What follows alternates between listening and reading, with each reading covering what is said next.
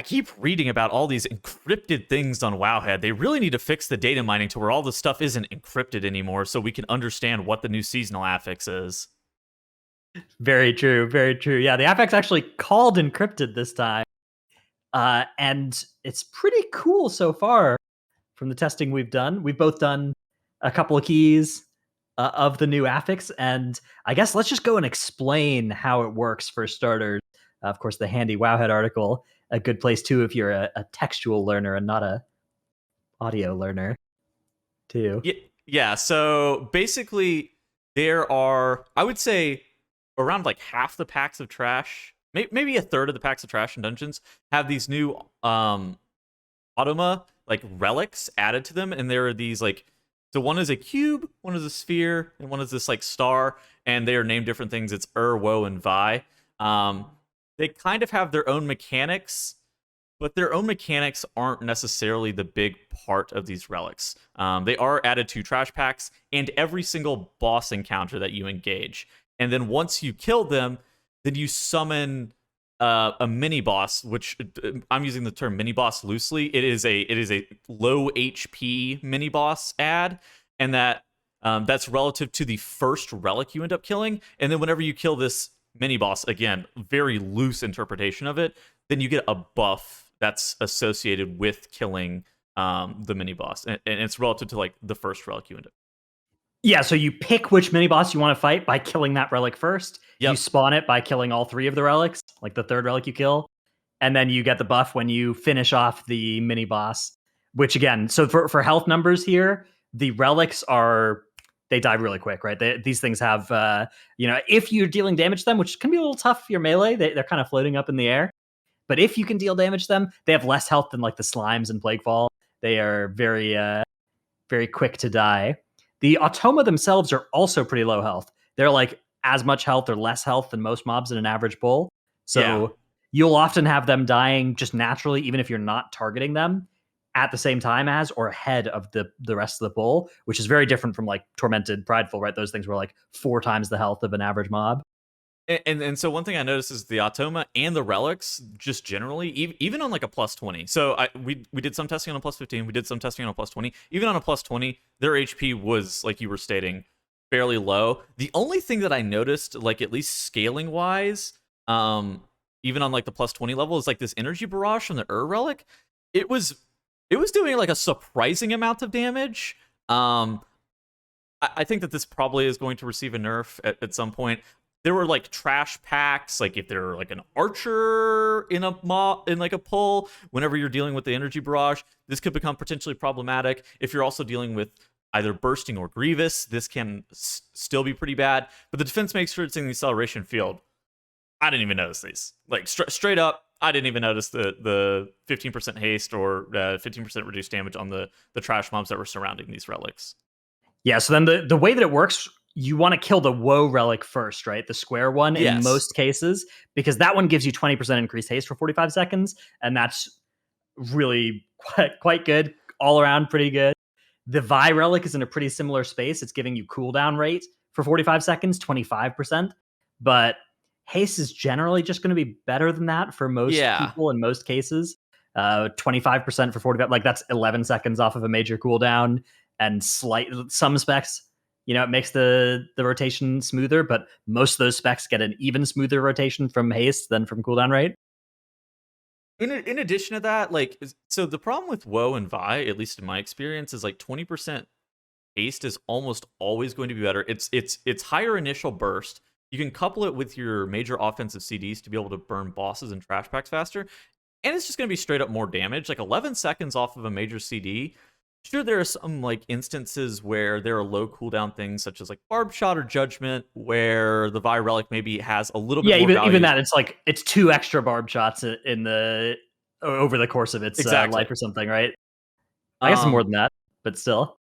I think for me, at least this is a very Moonkin speaking thing. Like for a balanced druid in particular, like you have like a 3-minute CD, you have like a bunch of really non-impactful other cooldowns. This thing would actually need to be like 100% increased cooldown rate for 45 seconds for it to be enticing for me to get my major 3-minute CD down to like a 2 minutes 15 seconds, and at that point I'm getting like a second, like I'm getting an additional use where I otherwise would not, because a lot of the time too there's a decent amount of travel in Mythic Plus, and it's kind of hard to make like great use out of CDR, but it is a very cool stat just generally. Yeah.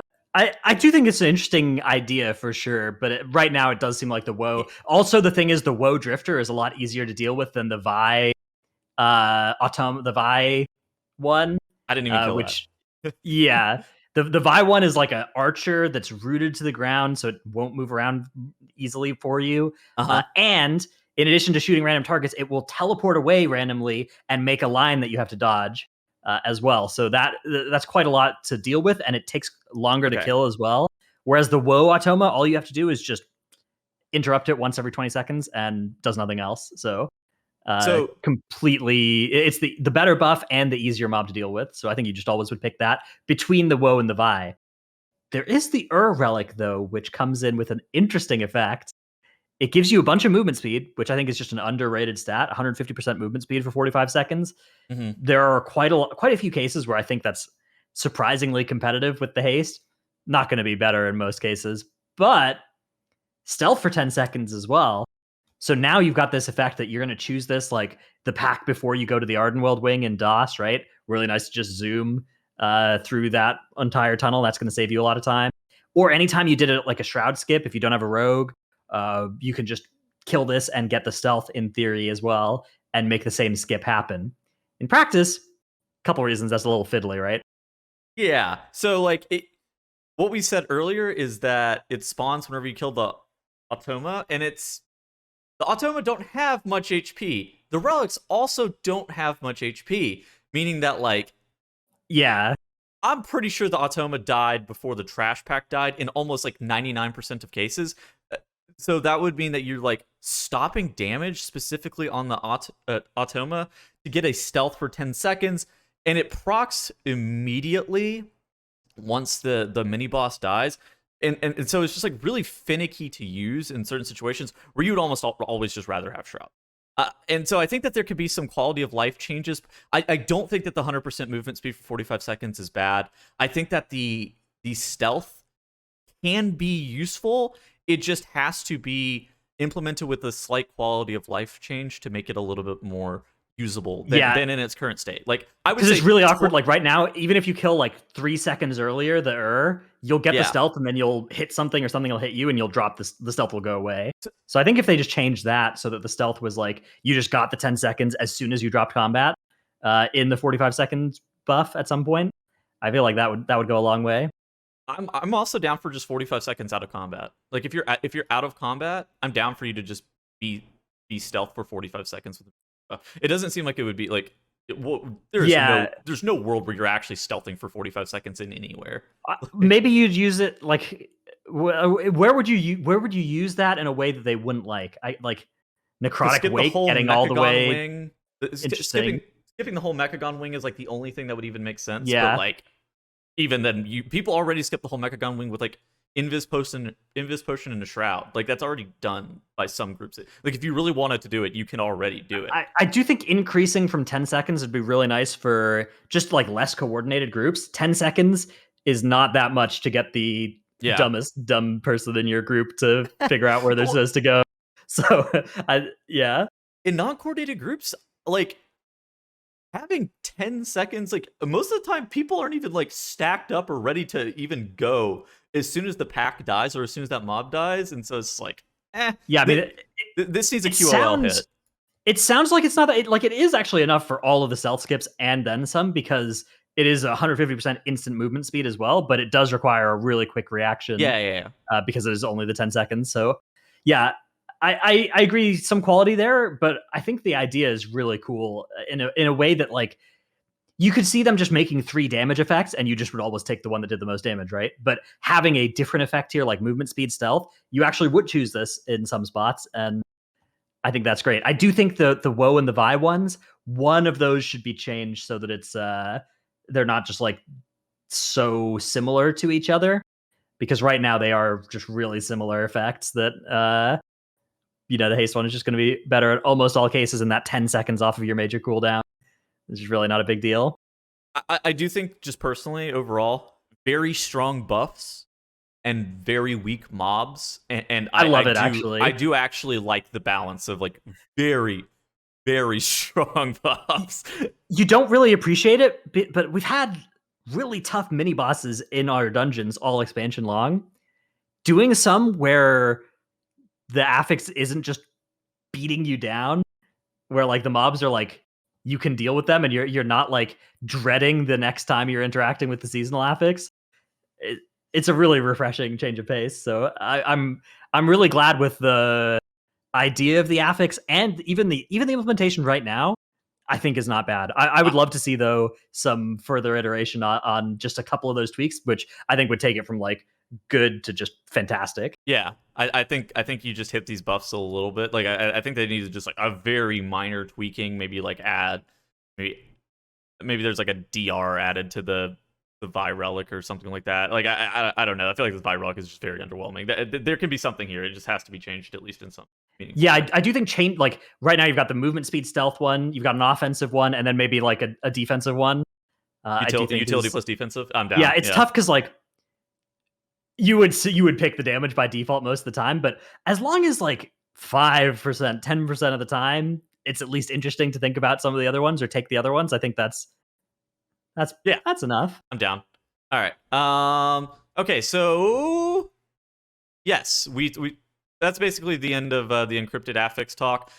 Other thing we have to cover is the Shadowlands Keystone Hero title. We talked about this a little bit last week, but now there's slightly more information. So on the new 9.2 PTR, there was data mined like a Shadowlands Keystone Hero title for hitting the rating requirement of 3,000.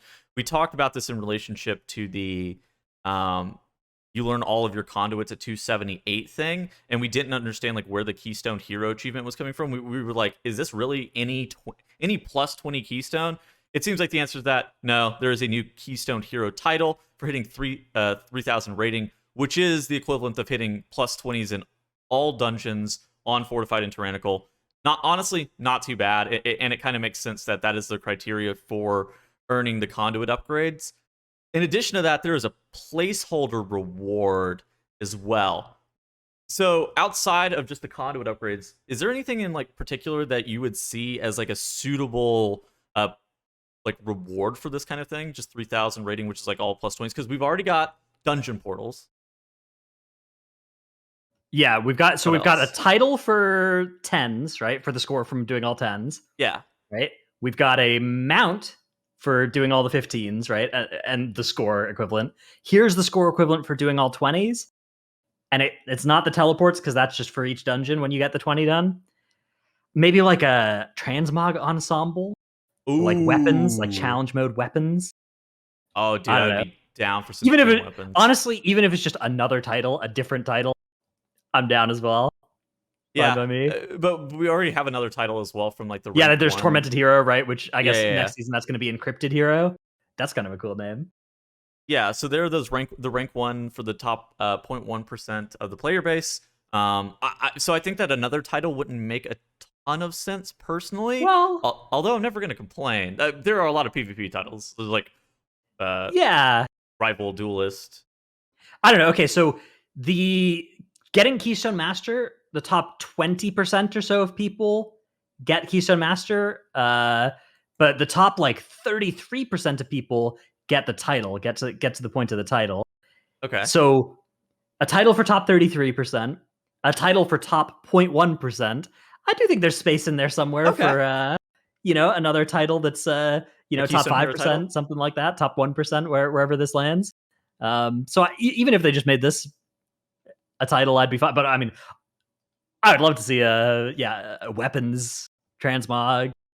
I'm I don't know, down for a transmog whatever. ensemble since like the only transmog that we've been getting is the exact same mog for the whole entire expansion, at least through dungeons specifically. I mean, obviously PVE players get effectively new mog every single patch through the raid of some kind, but that's not unique for like Mythic Plus only players. That is like a thing that is through the raid, and so like if they did add a transmog ensemble, at least in some, it could even be like related to the new tier set that they have added. It could be like a recolor, Ooh, an like a M plus recolor of tier, yeah. Yeah, I think an M plus recolor of tier would actually make a lot of sense, especially How with how would they're you bringing tier back. feel? How would you feel if Keystone Hero had power of some kind, like being able to Valor upgrade to Mythic level instead of to 6 levels below Oh, Mythic? Valor upgrade that high. I I'd think be a little is hesitant, mostly because like early in the patch, I'd be a little bit worried about uh creating the incentive to like grind that much M plus for everybody else for everybody that wouldn't actually enjoy it. yeah. Um, but maybe if it like turned on a couple months into the patch, if it's Keystone Master and like the Forge of Creation or whatever is unlocked, then you get to Valor upgrade all the way to Mythic. So Valor upgrades. So I actually think I do think this is actually a pretty good idea, and it's just about implementation. I think it would like in my mind, I feel like this should require something in the range of like 3 weeks worth of Valor saving. If you're going to allow people to upgrade Interesting. completely to Mythic, I think that like because right now you could upgrade a piece and a half to the 6 item levels below Mythic range where it is right now. But I think if you're going to upgrade all the way to Mythic, it should be probably like 2.5 weeks, maybe 3 weeks of saving Valor to be able to even do that. And that's like obviously a very long commitment, but I do at the same time, I don't think that Mythic Plus players should be left out to dry. And they do have ways to be able to get Mythic quality loot, especially if they're doing high level dungeons through the vault. I think that they should have like some way of getting maybe a little bit more accelerated loot. And in that mind, in this mind, it satiates a couple things. It allows you to target specific pieces. So like if you really want a box from a DOS, a scale from DOS, a file from Plaguefall, something like that. If you want any of those trinkets, it kind of satiates that desire to be able to eventually get that at the highest level, that whenever you see it in the vault, you aren't just auto pick taking that. And instead you can pick something that is a more immediate upgrade, like pants or whatever, and you know that in 2 weeks or 1 week, you could upgrade that file that you've already earned to Mythic quality level. But like, I am okay with it. I don't necessarily think it needs to be locked behind like time. I think that just it needs to be like a lot more Valor to where, like you said, you're not just absolutely blasting and like that is the above and beyond best way to gear. Because I do think that it's fair that raid is the best way to gear. I don't think that like I feel like with the loot lockout system and how it just kind of works, it makes sense that raid has always been the best way to gear. But I do think that there is some wiggle room for a Valor upgrade that high. It's interesting, yeah. I wonder if they will use one of these ideas or something entirely different for the Keystone Hero reward. What do you think? Let us know in the Exactly. comments. All right. And that's going to be it for us today. We're going to be getting all of our conduits at 278. So cool. Beyond that, hope to see more iteration on the encrypted affix, and we will see you guys next week. Goodbye.